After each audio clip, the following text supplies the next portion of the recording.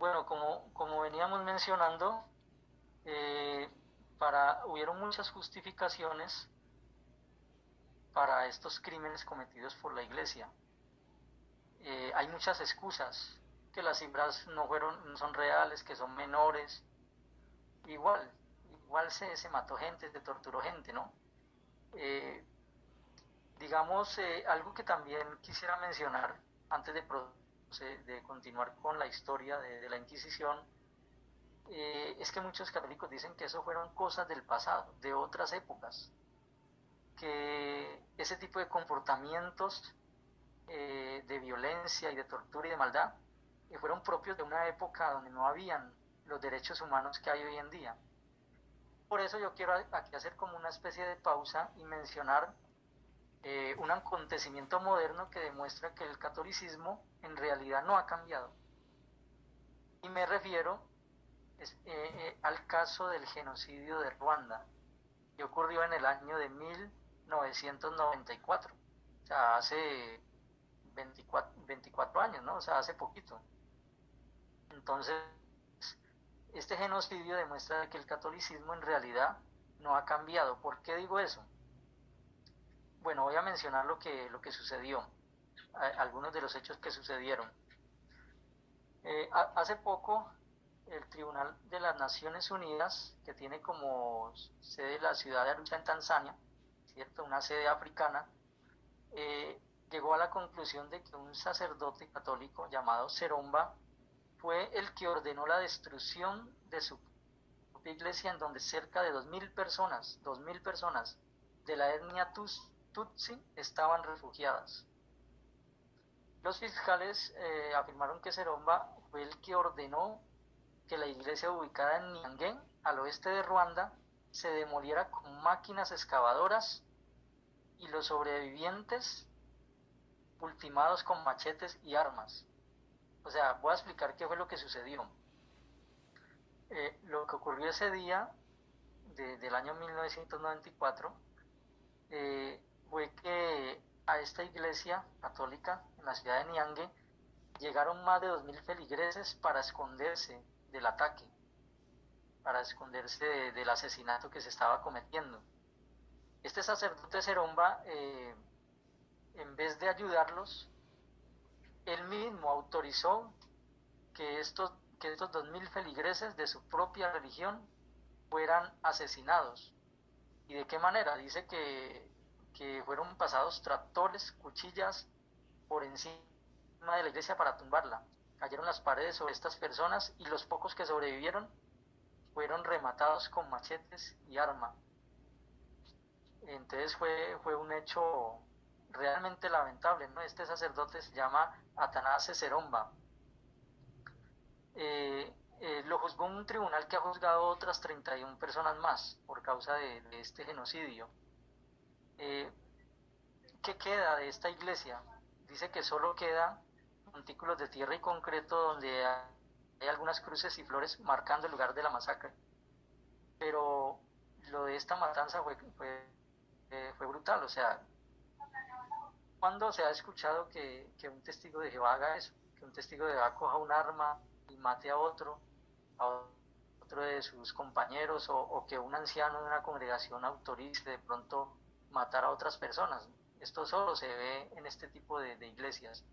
Ahora, está comprobado también que la Iglesia Católica en Ruanda tenía vínculos con políticos extremistas. Algunos sacerdotes, aparte de Seromba, fueron acusados también de participar activamente en la matanza. ¿Por qué decimos que el catolicismo tiene gran parte de culpa de este genocidio? Porque es que en este año Ruanda estaba compuesta en un 65% de católicos. Por lo tanto, gran parte de los 800.000 muertos que hubieron en Ruanda, un gran porcentaje fueron los mismos católicos. Y un gran porcentaje de los que mataron a estos católicos eran católicos. Eh, es triste decirlo, pero hay datos de que no solo fue este sacerdote, también hubieron muchas monjas implicadas en este genocidio. Por ejemplo, Derechos Africanos dice que están buscando a otro genocida clerical. En un informe que se hizo de 62 páginas se documenta la participación de Sores Gertrudis Mukangango y Julien Quisito. Entonces, a estas dos monjas se les acusa de la muerte de 6.000 tutsis. 6.000. Dice Oye, que el gobierno belga se encargó de procesar a estas dos monjas. Entonces ahí es donde uno ve de pronto el alcance, ¿no? de este genocidio y de la implicación que tuvo el catolicismo.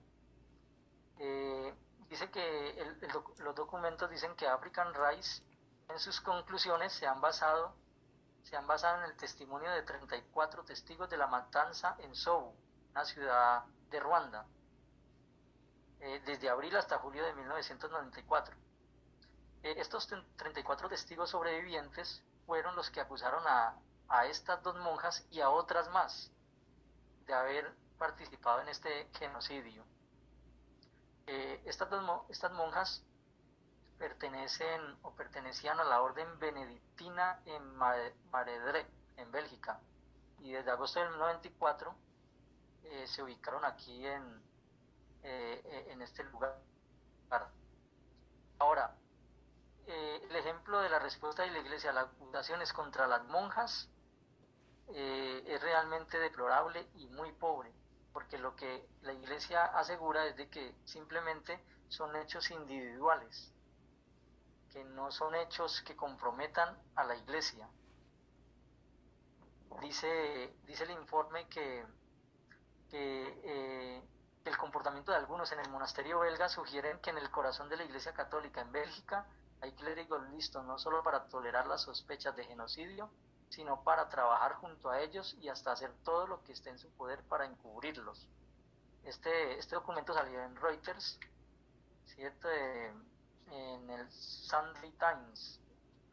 Entonces, por si alguien lo quiere buscar, el informe sobre Ruanda y sobre las monjas. Entonces, estas dos monjas, por crímenes de guerra, se les sentenció a entre 12 y 15 años en prisión por haber participado en este genocidio en Ruanda.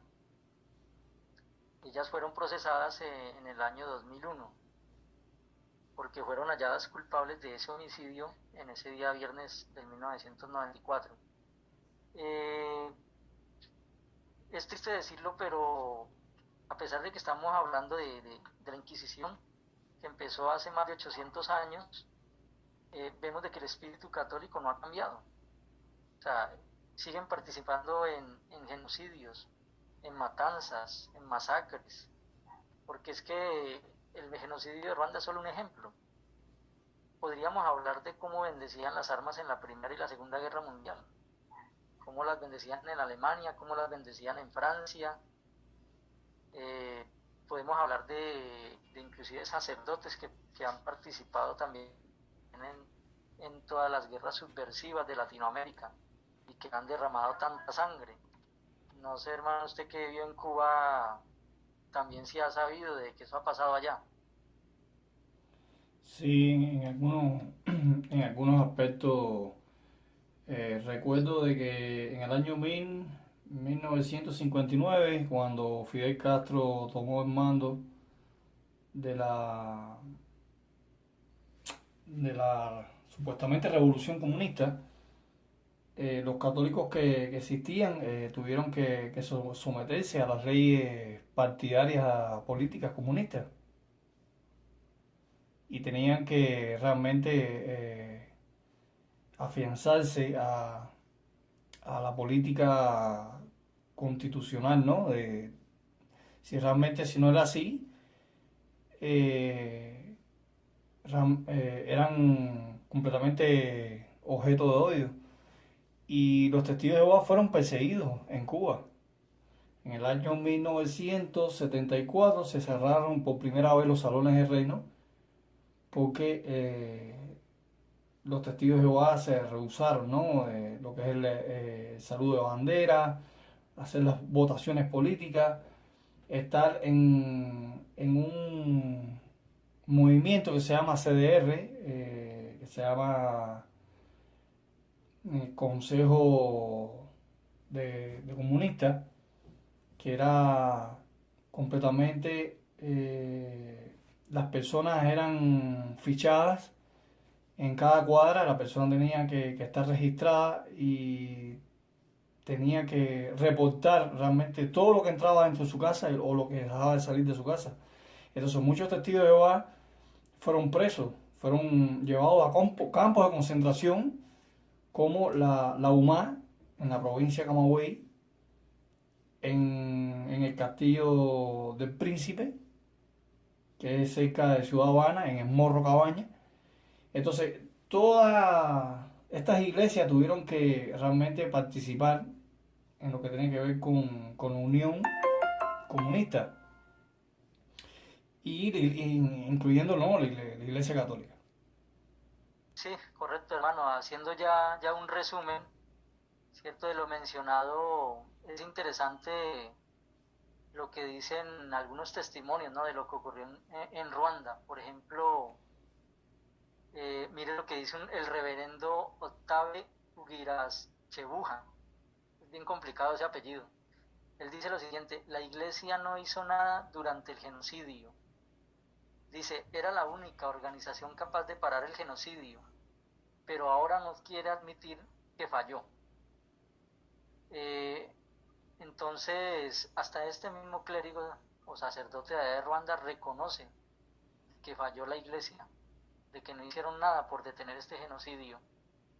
Un hecho curioso es de que después de este genocidio, muchos ruandeses se han convertido al Islam por causa de haber visto de que su propia iglesia les falló y su propia Oye, iglesia cometió este tipo de crímenes. sí, pasaron a las llamadas iglesias paganas o la religión pagana.